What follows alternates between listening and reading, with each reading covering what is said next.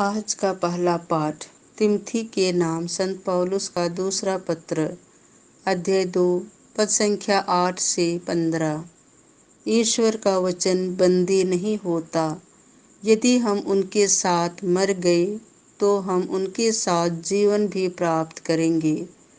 दाऊद के वंशज यीशु मसीह को बराबर याद रखो, जो मेरे सुसमाचार के अनुसार मृतकों में से जी उठे हैं। इस सुसमाचार की सेवा में मैं कष्ट पाता हूँ और अपराधी की तरह बंदी हूँ, परंतु ईश्वर का वचन बंदी नहीं होता। मैं चुने हुए लोगों के लिए सब कुछ सह लेता हूँ, जिससे वे भी यीशु मसीह के द्वारा मुक्ति तथा सदा बने रहने वाली महिमा प्राप्त करें।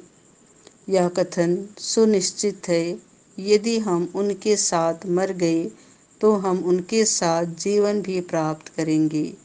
यदि हम दृढ़ रहे तो उनके साथ राज्य करेंगे। यदि हम उन्हें अस्वीकार करेंगे तो वह भी हमें अस्वीकार करेंगे। यदि हम मुकर जाएंगे तो भी वह सत्य प्रतिज्ञा बने रहते हैं, क्योंकि वह अपने स्वभाव के विरुद्ध नहीं जा सकते।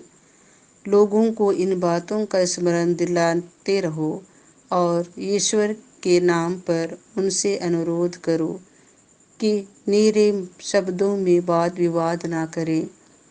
इससे कोई लाभ नहीं होता, बल्कि यह सुनने वालों के विनाश का कारण हो सकता है।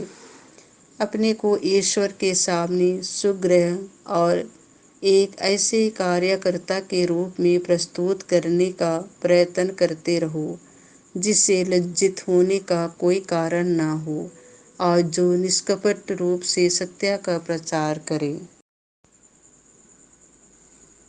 संत मार्कुस के अनुसार पवित्र सुसमाचार, अध्याय 12, पद संख्या 28 से 34। यह पहली आज्ञा है, दूसरी इसके सादृश है। एक शास्त्री यीशु के पास आया। उसने यह विवाद सुना था और यह देखकर कि यीशु ने सदुकियों को ठीक उत्तर दिया, उनसे पूछा, सबसे पहली आज्ञा कौन सी है? यीशु ने उत्तर दिया, पहली आज्ञा यह है, हे इस्राएल सुनो, हमारा प्रभु ईश्वर एकमात्र प्रभु है। अपने प्रभु ईश्वर को अपने सारे हृदय, अपनी सारी आत्मा, अपनी सारी बुद्धि और सारी शक्ति से प्यार करो। दूसरी आज्ञा यह है, अपने पड़ोसी को अपने समान प्यार करो। इनसे बड़ी कोई आज्ञा नहीं है। शास्त्री ने उनसे कहा, ठीक है गुरुवर, आपने सच कहा है। एक ही ईश्वर है, उसके सिवा और कोई नहीं है। उसे अपने सारे हृदय, अपनी सारी बुद्धि और अपनी सारी शक्ति से प्यार करना और अपने पड़ोसी को अपने समान प्यार करना, यह हर प्रकार के होम और बलिदान से बढ़कर है। यीशु ने उसका विवेकपूर्ण उत्तर सुनकर उससे कहा, तुम ईश्वर के राज्य से दूर नहीं हो।